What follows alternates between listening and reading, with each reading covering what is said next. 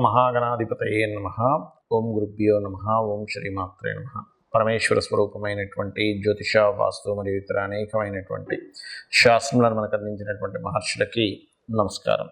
హయగ్రీవ హయగ్రీవ హయగ్రీవేతి యో వదేత్తస్య నిస్సరతే వాణి జన్మకన్యా ప్రవాహవత్. అరుణాం కరుణాతరంగితాక్షీం ధృతపాశాంకుశపుష్పబాణచాపాం అనిమాదిభిరావృతాం మయూకైః అహమిత్యేవ విభావయే భవానీం. శ్రీమాత్రే నమః. మనం ఈరోజు చెప్పుకోబోయేటువంటి అంశం ఏమిటి అంటే, ఒక్కొక్క అంశము వల్ల వారు దారిద్ర్యాన్ని అనుభవిస్తూ ఉంటారు. అందులో 12 లగ్నాల వారికి, ఒకవేళ లగ్నం తెలిస్తే లగ్నం నుంచి ఫాలో అవ్వండి, లేనట్లయితే 12 రాసులు తీసుకోండి. లగ్నం తెలియదండి, కొంతమందికి టైమ్ ఆఫ్ బర్త్ నోట్ చేయరు, అలాంటప్పుడు రాసి చూసుకుంటూ ఉంటారు. అటువంటి వారు కూడా ఈ యొక్క అంశంలో, అంటే మీరు ఏ విషయాల జోలికి వెళ్ళడం ద్వారా మీకు దారిద్ర్యం అనేటువంటిది ప్రారంభం అవుతుంది, ఎటువంటి పరిసరాలు మీ చుట్టూ ఉండకూడదు, ఇవి కనుక తెలుసుకోగలిగితే మీకు దారిద్ర్యం అనేటువంటిది మీకు దరిచేరదు. గుర్తుపెట్టుకోండి. ఇది ఒక్కొక్క లగ్నరీత్యా ఉంటుంది, దానికి మంత్రం కూడా ఏం చేసుకోవాలనేటువంటిది ఉంది. ముఖ్యంగా లగ్నము రాసి ఏమీ తెలియని వాళ్ళు కూడా ఏ మంత్రం చేసుకోవాలో కూడా చెప్తాం, దారిద్ర్యం దగ్గరికి చేరకుండా ఉండడానికి. 1 by 1 మనం ఇప్పుడు చెప్పుకుందాం. వృశ్చిక లగ్నము, వృశ్చిక రాశి. వృశ్చికం వారికి దారిద్ర్యం అనేటువంటిది ఏ రూపంలో వీళ్ళు వెంటాడుతుంది? క్యాలిక్యులేషన్ లేకుండా ఒక గృహాన్ని కొనడం, క్యాలిక్యులేషన్ లేకుండా ఒక వాహనం కొనేయడం, క్యాలిక్యులేషన్ లేకుండా ఒక వస్తువు తీసుకుంటారు ఏదో. ఇప్పుడు చిన్న ఎగ్జాంపుల్ చెప్తాను. ఒక జాతకుడు, అతనికి వచ్చే శాలరీ 1 లక్ష రూపాయలు. అతను 1 లక్ష రూపాయలు అంటే ఇంటికి ఒక 50,000 ఒక 40,000 ఖర్చు అయితే ఒక 50,000-60,000 సేవింగ్ ఉంటాయి అనుకుందాం. అది తక్కువలో బతుకుతుంది, లేకపోతే లేదు కొంచెం బాగా ఖర్చు పెట్టేస్తే 1 లక్ష కూడా అయిపోతాయి, అందులో ఎటువంటి సందేహం లేదు. అలా కాకుండా అతను ఏం చేశాడు, ఇతను కట్టాల్సిన ఇన్వెస్ట్మెంట్ ఏదైతే ఒక విల్లా కొనుక్కున్నాడో, ఆ విల్లాకి కట్టవలసిందే నెలకు 80,000 పెట్టేసుకున్నాడు. 80,000 అక్కడ పోతే 20,000తో ఎట్లా బతుకుతాడు ఈయన? ఈ 20,000తో బ్రతకలేక, అతని జీవితాన్ని సరిగ్గా ముందుకు సాగింపజేయలేక ఈయన ఏం చేశాడంటే అప్పు చేయడం మొదలుపెట్టాడు. అంటే 20 సరిపోదు, ఇంకొక 20-30 కావాలి ప్రతి నెల అని ఏం చేయడం, మళ్ళీ ఏదో అప్పు తీసుకురావడం, ఆ లోన్ తీసుకోవడం, క్రెడిట్ కార్డు వాడటం, ఈ క్రెడిట్ కార్డు అట్లా ఇంకో క్రెడిట్ కార్డు తీసుకోవడం, ఇంకో దగ్గర ఎక్కడో లోన్ తీసుకోవడం, లోన్ మీద లోన్ తీసుకోవడం, ఇవన్నీ అయ్యేసరికి ఏమైపోయింది, వృశ్చిక లగ్నం అతనికి పర్టికులర్గా శాటర్న్ పాడైపోయాడు ఆయన జాతకంలో. ముఖ్యంగా శని కనుక పాడయ్యాడు వృశ్చిక లగ్నంలో, ఇంకా ఎక్కువ ఇట్లాంటివి ఎక్కువ చేస్తూ ఉంటారు. అది కూడా కుజుడితో కలిసి పాడైపోయాడు. తీరా చూస్తే ఆ విల్లా పోయింది చేతి నుంచి, అప్పులు బాధలు భరించలే, ఇంకేదో వీళ్ళ తాతగారితో నాన్నగారు రాసింది అదంతా అన్నీ నేను కట్టాల్సి వచ్చింది. అదే కనుక నిర్ణయం తీసుకునేటప్పుడే, నా జీతం శాలరీ 1 లక్ష రూపాయలు వస్తుంది, నేను 20,000-30,000 ఈఎంఐ కట్టుకునేటువంటి దాంట్లో నేను తీసుకోవాలి అని అనుకుంటే ఇంత దారిద్ర్యం అనుభవించేవాడు కాదుగా. కాబట్టి ఏమిటి, ఒకటి తీసుకునే ప్రాపర్టీ, అది స్థిరాస్త చరాస్త ఏదైనా క్యాలిక్యులేటివ్గా తీసుకోవాలి వృశ్చికం వారు, లేకపోతే ఇదే మిమ్మల్ని దారిద్ర్యానికి దారితీస్తుంది. అందులో పర్టికులర్గా పాతవి తీసుకునేప్పుడు మరింత జాగ్రత్తగా ఉండాలి. అంటే సెకండ్ హ్యాండ్ తీసుకుంటారు, గృహం కావచ్చు, వాహనం కావచ్చు, ఇక్కడ మెయిన్గా జాగ్రత్తగా ఉండాలి. మూడవది, తల్లిగారికి అనారోగ్యం చేయడం వల్ల కొంతమందికి ఇబ్బంది వస్తుంది. అలా అని మనం ఎలా ఆపుతామండి అంటే, ఒకటే గుర్తుపెట్టుకోండి, తల్లిగారి ఆరోగ్య విషయంలో జాగ్రత్త తీసుకుంటే మీకు దారిద్ర్యం అనేటువంటిది రాదు. మరియు ఒక్కొక్కసారి మనము ఏం జరుగుతుంటుందంటే, ఇది మీ శీలానికి ఇబ్బంది. అంటే శీలం అంటే కేవలం స్త్రీల గురించి మాట్లాడట్లేదు, పురుషుల గురించి కూడా చెప్తున్నా. అంటే మీకు ఇది అనవసరంగా మీకు బ్యాడ్ నేమ్ తెచ్చి పెడుతుంది అని అనుకునే జోలికి అసలు వెళ్ళకూడదు వృశ్చికం వారు. ఏం కాదులేండి, జనాలు 2 రోజులు మాట్లాడుకుంటారు, 3 రోజులు మర్చిపోతారు అనుకుంటాం. అలా ఉండదు. కొన్ని కేసెస్లో ఏమవుతుందంటే, కొంతకు అదృష్టవంతులకి 2 రోజులు మాట్లాడుకుని 3వ రోజు మర్చిపోతారేమో. మీకు దాని మూలంగానే డౌన్ఫాల్ ఉందనుకోండి, అదే దారిద్రంగా పట్టుకుంటుంది. అంటే ఏంటి, అప్పుడు ఆ మనిషి తప్పు చేశాడు కదా, అందుకే ఇది ఇవ్వమంటారు. లేకపోతే అతనికి ఓట్లు పడకపోవచ్చు రాజకీయంలో ఉన్నట్లయితే, జాబ్ దీంట్లో ఉన్నట్లయితే అదే మీకు రిమార్క్గా మారచ్చు, వ్యాపారంలో ఉన్నట్లయితే అదే మీ యొక్క కంపెనీని డౌన్ఫాల్ చేయొచ్చు. కాబట్టి చాలా జాగ్రత్తగా కాపాడుకోవాలి. ఏది, ఈ దారిద్రము వీటి రూపంలో వస్తుంది వృశ్చికం వారికి. మరి దీనికి ఏమిటండి పరిహారం ఏమిటి? బెల్లం ఉంటుంది, బెల్లము గోవుకు తినిపిస్తూ, ముఖ్యంగా మీకు వృశ్చిక లగ్నం వారికి దారిద్రం పోవాలి అంటే లలితా సహస్రనామాల్లో అనాకలిత సాదృశ్య చుడుకశ్రీ విరాజితాయై నమః. ఈ నామం చేయండి, అద్భుతంగా మీకు పనిచేస్తుంది.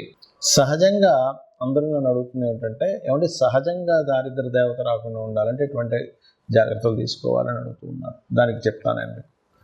ఒకటి గుర్తుపెట్టుకోండి, ఇంట్లో గనక సూర్యోదయం అయిన తర్వాత కూడా ఎక్కడ పక్కలెత్తకుండా నిద్రపోతూ ఉన్నట్లయితే దారిద్ర దేవత ఖచ్చితంగా ఇంట్లో ఎంటర్ అవుతుంది. అంటే మీరు అనుకోవచ్చు, ఏమండి మా ఇంటి పక్కన పెద్ద బంగ్లా ఉంది, ఆ ఇంట్లో పిల్లలు అయితే అసలు పెద్దాక లేగరు, ఇంట్లో ఎవరు అసలు ఇజ్జేరైనా బాగానే ఉంది అంటే ఒకటే గుర్తుపెట్టుకోండి, వాళ్ళకి పూర్వజన్మల్లో చేసిన పుణ్యము వల్ల ధనాయోగం అనేటువంటిది బలంగా ఉంటుంది. అంత మాత్రం చేత వాళ్ళు హ్యాపీగా ఉన్నారని అనుకోకండి. వాళ్ళకి దరిద్ర దేవత అంటే కేవలం డబ్బులు లేకపోవడం మాత్రమే కాదు, గుర్తుపెట్టుకోండి, రోగాలు వస్తుంటాయి మనిషికి. లేనట్లయితే నిందలు ఎక్కువ పడుతూ ఉంటారు. ఇలా ఒకటి కాదు రెండు కాదు చాలా ఉంటాయి. ముఖ్యంగా రోగరూపేణ ఎవరైతే సూర్య భగవానుడు సూర్యోదయం అవ్వకముందు ఎవరైతే నిద్రలేస్తారో వాళ్ళకి రోగాలు వచ్చేటువంటి ఛాన్సెస్ తక్కువగా ఉంటాయి. సూర్యోదయం అయినా కూడా అలాగే నిద్రపోతుంటే రోగం వచ్చే ఛాన్సెస్ ఎక్కువగా ఉంటుంది. ఎందుకు అంటే ఈ రోగానికి సూర్యుడికి సంబంధం ఉంటుంది. సూర్యుడు వచ్చేసరికి మనం తెలివేసి ఉన్నాము అంటే రోగం రాదండి. ఎందుకంటే సహజంగానే సూర్య భగవానుడు ఆరోగ్య ప్రదాత కాబట్టి, ఆరోగ్యం భాస్కరాదిత్యది అంటూ ఉంటారు కాబట్టి ఇది ముఖ్యంగా పాటించండి. అలాగే ఇంట్లో పాత వస్తువులు, శాస్త్రం ఏం చెప్పిందంటే పాత మనుషులు అంటే ఏమిటి, బాగా ఏజ్డ్ పర్సన్స్ ఇంట్లో ఉండాలి. ఎందుకంటే వాళ్ళ సూచనలు వాళ్ళ అనుభవాల ద్వారా మనం రక్షింపబడతాం.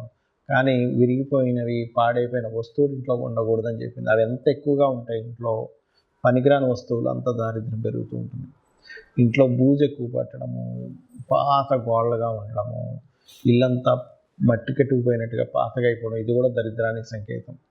ఇంట్లో చినిగిపోయిన వస్త్రాలు ఉన్నట్లయితే, ఇప్పుడు ఒకటండి, ధనం లేదు, బాగా పేదరికం అనుభవిస్తున్నారు, చినిగిన వస్త్రం వేసుకోవడమే అతనికి ఇంకా గత్యంతరం మరొకటి లేదన్న వాళ్ళకి మనం ఏం చేయలేము. కానీ కొంతమంది ఏం చేస్తారంటే తెలియక చినిగిన వస్త్రం ధరిస్తారు. ఏం కాదులే, డబ్బులు ఉన్నా కూడా కొంతమంది అటువంటివి ధరిస్తే దారిద్ర దేవత వస్తుందని చెప్తుంది శాస్త్రం. ఎందుకు అంటే చెప్తాను చూడండి, చిన్న లాజిక్ ఇక్కడ ఏం లేదు. చినిగిన వస్త్రం వేసుకొని ఎక్కడికి వెళ్ళాను, చూశాడు, మన మీద అంచనా వాళ్ళు ఆ వ్యక్తికి చినిగిన వస్త్రాలు వేసుకున్నా అంటే ఈ వ్యక్తి దగ్గర ఏమీ లేదేమో, చాలా దారిద్రంలో ఉన్నాడేమో, ఈయనకి పెద్దగా మనం మర్యాద ఇవ్వవలసిన పని లేదు అనుకునే వాళ్ళు కూడా ఉన్నారు. అందరూ అలా ఉన్నారని నేను చెప్పట్లేదు. కాబట్టి ఆ యొక్క విషయంలో వస్త్రం చాలా జాగ్రత్తగా ఉండాలి. వస్త్రం చాలా మంచి వస్త్రం వేసుకోవాలని మనకు శాస్త్రాలు చెప్తున్నాయి. అలాగే మరొకటి ఏంటంటే, ఇక్కడ మీకు లగ్నం తెలియదు, రాశి తెలియదు, కానీ దరిద్రం రాకూడదు. కొన్నిసార్లు ఏమవుతుందంటే దారిద్ర భావము అని ఉంటుంది జ్యోతిష్ శాస్త్రంలో. 3వ స్థానాన్ని దారిద్ర భావము అంటారు. ఆ 3వ అధిపతి గనక మీకు లగ్న సంబంధాలు ఏర్పడినప్పుడు ఎప్పుడు ఏదో ఒక పెయిన్, ఏదో ఒక దారిద్రం మీ వెంట పడుతూనే ఉంటుంది. అప్పుడు మీరు చేయవలసింది ఏమిటంటే, విష్ణు సహస్రనామాల్లో ఒక నామం ఉంది మీకు దారిద్రం పోవడానికి, మీకు ఎప్పుడు పెయిన్ ఉంటే పోవడానికి ఏమిటది అంటే ఓం మధుసూదనాయ నమః. ఈ నామం మీరు ఎంత చేస్తూ ఉంటే అంత దారిద్రం అనేటువంటి తగ్గుతుంది. కొంతమందికి థర్డ్ కనెక్టివిటీ వచ్చినప్పుడు దారిద్రం ఉండదు, కానీ అది ఎలా ఉంటుందంటే ఎప్పుడూ కష్టపడుతూనే ఉన్నానండి, చిన్నప్పటి నుంచి నా పని కష్టపడటమే, చిన్నప్పటి నుంచి ఏదో పెయిన్ అనుభవించడమే అంటూ ఉంటారు. అటువంటి వారికి కూడా ఈ యొక్క మంత్రం బ్రహ్మాండంగా పనిచేస్తుంది, గుర్తుపెట్టుకోండి. అలాగే ఇంకొక విషయం ఏంటంటే, ఇంకో దారిద్ర్యం గురించి చెప్తాను. మనం తిన్న కంచంలో కడగకూడదు. తిన్న కంచంలోనే కడిగేస్తారు చాలామంది. శాస్త్రాల్లో మనకి మనం ఏదైనా ఆహారం భుజిస్తున్నామంటే దాన్ని యజ్ఞం కింద చెప్పారు. ఇదొక యజ్ఞము.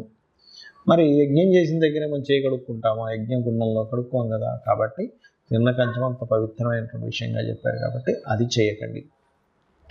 ఇక మరొక విషయం ఏంటంటే, చాలామందికి అలవాటు అయిపోయింది ఈ మధ్యకాలంలో సూర్యోదయానికి ముందు స్నానం చేయమని చెప్తుంది, కానీ సూర్యోదయం తర్వాత స్నానం చేయడం, ఇవన్నీ కూడా దారిద్రానికి హేతువులు.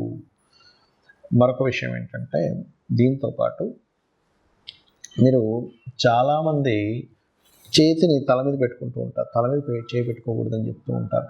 ఎందుకంటే ఇది లక్ష్మీ స్థానంగా చెప్తారు. ఈ లక్ష్మి ఎప్పుడు తలకెక్కకూడదట, తలకెక్కితే దారిద్ర్యం అని చెప్పి మనకి దత్తాత్రేయ చరిత్రలో ఉంటుంది. ఆ యొక్క తన్ని చంపడానికి స్వామివారు ఒక ప్రణాళిక వేస్తారు, దత్తాత్రేయులు వారు వేసి అమ్మవారిని తల మీద పెట్టుకునేలా చేస్తారు. వెంటనే ఆ రాక్షసుడు హతం జరుగుతుంది. కాబట్టి పెట్టుకోకూడదని చెప్తుంది శాస్త్రం. దీనికి మళ్ళీ ఎక్కడెక్కడ చేయి పెట్టుకుంటే మంచిది అనేటువంటిది పాదం దగ్గర, మోకాళ్ళ దగ్గర, కాళ్ళ దగ్గర, పొట్ట భాగంలోని, ఈ రకంగా ఈ నుదుటి భాగంలోని ఇక్కడ చేతులు పెట్టుకొని కొన్ని నామాలు, లలిత సహస్రనామాలు చదివితే అదృష్టం కలిసి వస్తుందని చెప్పింది శాస్త్రం. ఎక్కడా కూడా మీరు ఓన్లీ తల మీద పెట్టుకోకుండానే కాకుండా ఎక్కడ ఏ బాడీలో ఏ పార్ట్ దగ్గర మీకు హస్తాన్ని పెట్టుకుని మంత్రం చదువుకుంటే మంచి ఫలితాలు వస్తాయి అనేటువంటిది కూడా చెప్పింది చెప్పాలంటే. దానికి మళ్ళీ తగ్గట్టుగా దానికి సంబంధించినటువంటి రెమెడీస్ కూడా చెప్పడం జరిగింది. అలాగే మరొకటి ఏంటంటే ఈ దారిద్ర్యం అనేటువంటిది ఒక్కోసారి మనకి జన్మజాతకంలో 3వ అధిపతి మహాదశలు నడిచేటప్పుడు కూడా ఉంటాయి. మరి అప్పుడు ఎలాగ దాన్ని జయించాలి? ఎందుకంటే ఆ మహాదశ నడుస్తుంది కదా అన్నప్పుడు ఒకే దగ్గర స్థిరంగా ఉండకుండా మారుతూ ఉంటే మీ లైఫ్ బాగుంటుంది. అప్పుడు ఎందుకంటే 3వ అధిపతి లగ్న సంబంధం ఏర్పడింది, ఎవరికైనా దరిద్ర యోగం ఏర్పడింది. అప్పుడు ఆ జాతకుడు ఆ ఉన్న ఊరు నుంచి వేరే ఊరికి వెళ్ళి బ్రతికితే బాగుంటుంది. చాలామంది చూడండి ఊర్లలో ఏదో పని చేసుకుని బతుకుతారు, అసలు ఎదగరు. కానీ అదే వ్యక్తి సిటీకి రాగానే మళ్ళీ బాగుంటుంది. ఎందుకు? ఆ వ్యక్తికి ఉన్న స్థలం నుంచి మారే యోగం ఉంటుంది. అప్పుడు ఆ దోషం అనేటువంటి ఆ రూపంలో పోతుంది. అలాగే మీ ఇంట్లో పాత వస్తువులు, పాత బట్టలు ఎక్కువగా ఉన్నాయి కానీ మీరు వేసుకోవట్లేదు.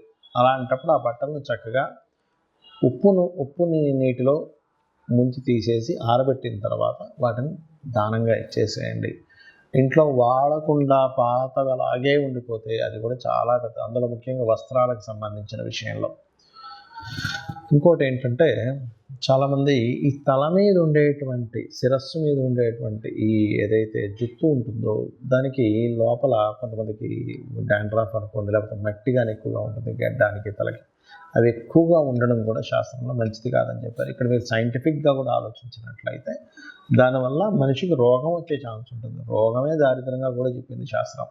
కాబట్టి ఈ యొక్క అంశాలు జాగ్రత్తగా ఉండాలి. మరొకటి, ఎక్కువ దారిద్రం ఎందుకు వస్తుంది అంటే అన్నదమ్ములతో మీరు సరిగ్గా చేయాల్సిన కమ్యూనికేషన్ సరిగ్గా చేయకపోయినా అనవసరమైన ద్వేషాలు పెంచుకున్న దారిద్రం వస్తుందని చెప్తుంది శాస్త్రం. అంటే అన్నదమ్ములతో, అక్క చెల్లెలతోని చిన్న చిన్న విషయాలు పట్టుకొని వాటిని ద్వేషంగా మార్చుకొని వాటిని మిస్అండర్స్టాండింగ్గా చేసుకుంటాం. ఎందుకంటే 3rd హౌస్ ఈజ్ దారిద్ర స్థానం. 3వ స్థానాన్ని దారిద్రము, పరాక్రమము, పౌరుషము, ధైర్యం ఇవన్నీ చెప్పారు. అందులో దారిద్రం కూడా ఉంటుంది. మీరు ఇక్కడ ఎప్పుడైతే మీరు ఇది చేస్తుంటారో అదొకటి. ఇంకా అన్నిటికంటే గొప్పది చెప్తాను చూడండి. మీరు గాసిప్స్ కనుక వాళ్ళు అలాగంట వీళ్ళు ఇలాగంట అని ఎంతైతే మీరు చెప్పుకుని ఉంటారో అదే మెయిన్ ముఖ్యంగా దారిద్రానికి హేతువుగా శాస్త్రాల్లో చెప్పబడింది. దానికి మరి ఏమిటండి పరిష్కారము అంటే మధుకైటబుల వధ అని ఉంటుంది శాస్త్రంలో. మనకి మీరు వినే ఉంటారు. విష్ణువు యొక్క చెవులో నుంచి వస్తారు మధుకైటబులు అని ఇస్తారు. అతను బ్రహ్మని మాతో నువ్వు పోట్లాడు, లేకపోతే నువ్వు మా చేతిలో చచ్చిపోతావు, సంథింగ్ అట్లాంటి భయపెట్టేసరికి ఆ బ్రహ్మ వెళ్ళి విష్ణుమూర్తిని ప్రార్థించడం జరుగుతుంది. అప్పుడు విష్ణుమూర్తి నిద్రలో ఉన్నట్టుగా ఉండగానే ఆ నిద్రకి ఎవరైతే కారకులో ఆ అమ్మవారిని ప్రార్థించడం జరుగుతుంది. అప్పుడు ఆ మధుకైటపుని సంహరించడానికి ఆ యొక్క మహావిష్ణువుని నిద్ర లేచి వాళ్ళిద్దరితో యుద్ధం చేస్తాడు. కానీ ఎంత యుద్ధం చేసినా వాళ్ళు చనిపోరు. అప్పుడు వాళ్ళు ఏం చేస్తారంటే కాసేపు రెస్ట్ తీసుకుంటా అన్నప్పుడు ఈ అమ్మవారిని అడుగుతాడు మహావిష్ణువు, తల్లి నేను ఎంత సంహరించినా వీళ్ళు చావట్లేదు, మరి ఎలాగా అంటే ఒక ఉపాయం ఇస్తుంది అమ్మవారు. ఏమిటి ఆ ఉపాయం అంటే, ఇతనే వరం ఇస్తా అంటాడు మధుకైటపుడు విష్ణువు. నేను మీతో ఎన్ని సంవత్సరాలు 1000 సంవత్సరాలు యుద్ధం చేసిన అయినా సరే మీరు చాలా బాగా యుద్ధం చేశారు, కాబట్టి నేను మీకు వరం ఇస్తున్నాను తీసుకోండి అంటే, వాళ్ళ మతం ఉంటుంది కదా, ఏంటి నువ్వు మాకు ఇచ్చేది ఏంటి వరం, నేనే మీకు వరం ఇస్తున్నాను అంటాడు ఆ మహావిష్ణువుకి వీళ్ళిద్దరు అన్నప్పుడు. అప్పుడు ఆ మహావిష్ణువు ఏం చేస్తారంటే, సరే మీరు మాట తప్పకూడదంటే సరే మాట తప్పమంటారు. మీరిద్దరూ నా చేతిలో చనిపోవాలని మహావిష్ణువు కోరుకుంటాడు. అప్పుడు వాళ్ళు ఏం చేస్తారంటే, ఓహో అలాగా అయితే చనిపోతాం కానీ నీరు లేని ప్రదేశంలో మమ్మల్ని చంపాలి అంటారు. కానీ అది మొత్తం నీరే. నీటి మధ్యలో ఇతను శేషపాను పైన ఉంటూ ఆ యొక్క పద్మం నుంచి వచ్చినటువంటి బ్రహ్మగారిని చంపుదాం అనుకున్నారు కదా వీళ్ళు. సరైనప్పుడు ఏం చేస్తారు, అలాగే అని ఇతని శరీరాన్ని పెద్దగా పెంచి అతని తొడల మీద వేసి ఇతన్ని చంపేస్తారు. ఇది మధుకైటబుల వధ ఎవరైతే వింటారో వాళ్ళకి కూడా దారిద్ర నాశనం జరుగుతుంది అని చెప్పి శాస్త్రవచనం. శ్రీమాత్రే నమః.